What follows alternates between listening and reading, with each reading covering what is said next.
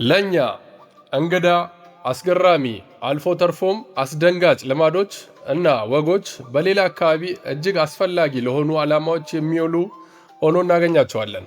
ይህም ከፍተኛ ሐዘንን ለመቆጣጠር፣ ማህበረሰብን ለመገንባት ወይንም የቤተሰብ ታሪክን ለማክበር ሊሆን ይችላል። በዓለም ዙሪያ ያሉ ጥቂት ባህላዊ ልማዶች ከዘመናዊና የተለመዱ አመለካከቶች ተቃራኒ ሆኖ እናገኛቸዋለን። ጤና ይስጥልን ውድ የቻናሌ ቤተሰቦች፣ ዛሬ በዓለም ዙሪያ 6 አስደናቂና አስደንጋጭ ባህላዊ ልማዶችን ይዘን መጥተናል። ተከታተሉን። አንደኛ፣ የአመድ መረቅ ስነ ስርዓት። የያኖሚ ጎሳዎች በብራዚል እና በቬኔዙዌላ የአማዞን ጫካ ውስጥ የሚኖሩት ያኖሚዎች ኤንዶ ካኒባሊዝም ወይንም የራስን ማህበረሰብ አባል አስክሬን የመመገብ ልማድ ከፍተኛው የፍቅርና የክብር መገለጫ ነው።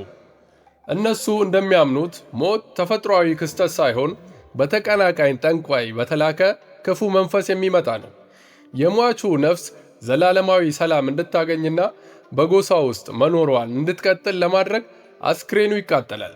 ከዚያም የቀረው የተፈጨ አጥንትና አመድ በተቦካ ባህላዊ የሙዝ መረቅ ሾርባ ውስጥ ይደባለቃል። ይህ ድብልቅም በጋራ የሐዘን ስነ ስርዓት ወቅት ቤተሰቡና ማህበረሰቡ እንዲመገቡት ይቀርባል። ሁለተኛ፣ ጣትን መቁረጥ። በፓፑዋ ኒው ጊኒ የሚኖሩ የዳኒ ህዝቦች አካላዊ ስቃይ ስሜታዊ ስብራትን በቀጥታ ለመግለጽ የሚያገለግል መስኮት ነው ሲሉ ያምናሉ። ይህም አንድ የቤተሰብ አባል ሲሞት የቅርብ ሴት ዘመዶች እና አንዳንድ ጊዜ ትናንሽ ልጆች ከአንድ ጣታቸው ላይ የላይኛውን ክፍል ያስቆርጡ ነበር። ከመቆረጡ በፊት ጣቱ እንዳይሰማው በገመድ በጥብቅ ይታሰራል። ከተቆረጠ በኋላ ኢንፌክሽንን ለመከላከል ጫፉ ይቃጠላል። ጎሳው ይህ አካላዊ መስዋዕትነት እረፍት ያጡ የአያት ቅድመ አያቶቻችን መናፍስት ያረጋጋል ብሎ ያምናል። እንዲሁም የሚወዱትን ሰው ካጡ በኋላ ቤተሰብ ውስጥ የተፈጠረውን ዘላቂና አካላዊ ክፍተት በእይታ ይወክላል። ምንም እንኳን ይህ ልማድ በቅርብ 10 ዓመታት ውስጥ የታገደ ቢሆንም ጎብኚዎች አሁንም ብዙ አረጋውያን የዳኒ ሴቶች እነዚህን ጠንካራ የሐዘን ምልክቶችን ይዘው ማየት የተለመደ ነው።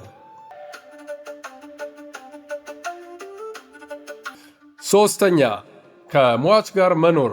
ትሮጃ ኢንዶኔዥያ። በኢንዶኔዥያ ስላዌሴ ተራራ አካባቢ የሚኖሩ የቶሮጃ ህዝቦች አንድ የሚወዱት ሰው እንደሞተ ወዲያውኑ ስንብት አያደርጉለትም። አስክሬኖቹ በባህላዊ ዘዴዎች ተጠብቀው በቤተሰብ ቤት ውስጥ ለሳምንታት፣ ለወራት ወይንም ለዓመታት ጭምር ይቆያሉ።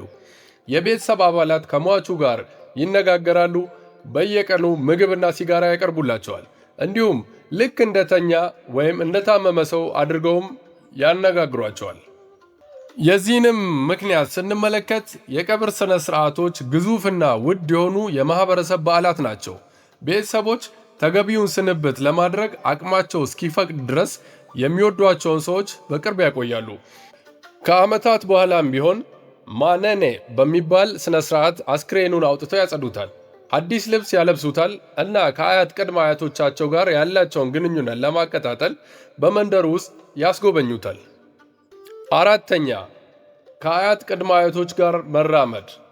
ከትሮጃ ጋር በተመሳሳይ መልኩ በማዳጋስካር የሚኖሩት የማላጋሲ ህዝቦች የአጥንት መገለባበጥ በመባል የሚታወቅ ከሞት ጋር የተያያዘ ልዩ ግንኙነት አላቸው። በየ5 ወይም 7 ዓመታት ቤተሰቦች በአያት ቅድመ አያቶቻቸው መቃብር ላይ ይሰባሰባሉ።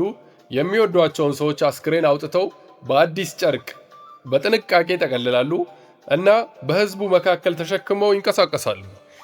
ይህ የሐዘን ክስተት ከመሆኑ ይልቅ ትልቅና አስደሳች ድግስ ነው። ትልቅ ዝግጅት ተደርጎ የሙዚቃ ባንዶች እንዲጫወቱ ይደረጋል፣ መጠጥ ይፈሳል እና የቤተሰብ አባላት ከዘመዶቻቸው አስክሬን ጋር አብረው ይጨፍራሉ። ይህ ልማድ የተገነባው የሟቾች መናፍስት አካሉ ሙሉ በሙሉ እስኪበሰብስ ድረስ ወደ ቀጣዩ ህይወት ሙሉ በሙሉ አይሻገሩም በሚለው እምነት ላይ ነው። ይህም ሙታን መቼም እንዳይረሱ የሚያደርግ ጥልቅ የፍቅርና የትውስታ ተግባር ነው።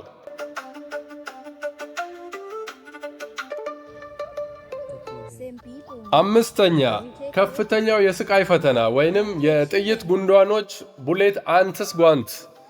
በአማዞን የዝናብ ደን ውስጥ ለሚገኙ የሳታሬማው የጎሳ ወጣት ወንዶች ለአቅመ አዳም መድረስ በምድር ላይ ካሉ በጣም አስጨናቂ ስቃዮች አንዱን መጋፈጥ ይጠይቃል። ወንዶቹ ይህንን ስነ ስርዓት ለማጠናቀቅ በደርዘን የሚቆጠሩ በህይወት ያሉ በጥይት ጉንዳኖች የተሞሉ የተሸመኑ ጓንቶችን በእጃቸው ላይ አድርገው ለ10 ደቂቃ መቆየት አለባቸው። የአንድ ጥይት ጉንዳን ንክሻ በዓለም ላይ ካሉ ነፍሳት ንክሻዎች ሁሉ እጅግ በጣም አሳማሚ እንደሆነ በሰፊው ይታመናል። ይህም ብዙ ጊዜ በጥይት ከመመታት ጋር ያመሳስሉታል። መርዙ ከ24 ሰዓታት በላይ የሚቆይ ከፍተኛ የሚነድ ስቃይና ቁጥጥር የማይደረግበት መንቀጥቀጥ ያስከትላል። አንድ ወጣት እንደ ተዋጊና መሪ ለመቆጠር ከፍተኛ ችግርን መቋቋም እንደሚችል ማረጋገጥ አለበት። ይህንን ስነ ስርዓት በብዙ ወራት ውስጥ እስከ 20 ጊዜ ያህል መድገም ይጠበቅባቸዋል። ስድስተኛ የህፃናት ዝላይ በዓል ኤል ካልቾ ስፔን። ከ1600ዎቹ መጀመሪያ ጀምሮ በሰሜናዊ ስፔን በምትገኘው የካስትሪሎ ዴ ሙርሲያ መንደሩ ለውጭ ሰው አስፈሪ የሚመስል የካቶሊክ ወግ እና የፎክለር የህዝብ ባህል ውህደት ስታከናውን ቆይታለች። አዲስ የተወለዱ አራስ ህፃናት በህዝብ ጎዳናዎች መካከል በተቀመጡ ፍራሾች ላይ ጎን ለጎን ይተኛሉ። አጋንንትን የሚወክሉ ደማቅ ቢጫና ቀይ አልባሳት የለበሱ ወንዶች በጎዳና ላይ እየሮጡ በመምጣት በትክክል በህፃናቱ ረድፍ ላይ ይዘላሉ። ይህ ስነ ስርዓት እንደ በሽታን ማስወገጃ መንገድ ያገለግላል። ሰይጣኑ በህፃናት ላይ ሲዘል የመጀመሪያው ኃጢአታቸውንና ክፉ መናፍስትን ሙሉ በሙሉ መጥቶ ይወስዳል ተብሎ ይታመናል። ይህም ቤተሰቦች የህፃናቱን ቀሪውን ህይወት ከበሽታና ከመጥፎ ዕድል ይጠብቅልናል ብሎ ያምናሉ። ውድ የቻናሌ ቤተሰቦች ለዛሬ ያዝናቸው ዝግጅቶች እንጂን ይመስላሉ። በዝግጅታችን ላይ ሐሳብ አስተያየት በኮሜንት አስቀምጡልን። ሰብስክራይብ በማድረግ አበረታቱን። ላይክ በማድረግ ለሌሎች ተደራሽ እንዲሆን አድርጉልን። እናመሰግናለን።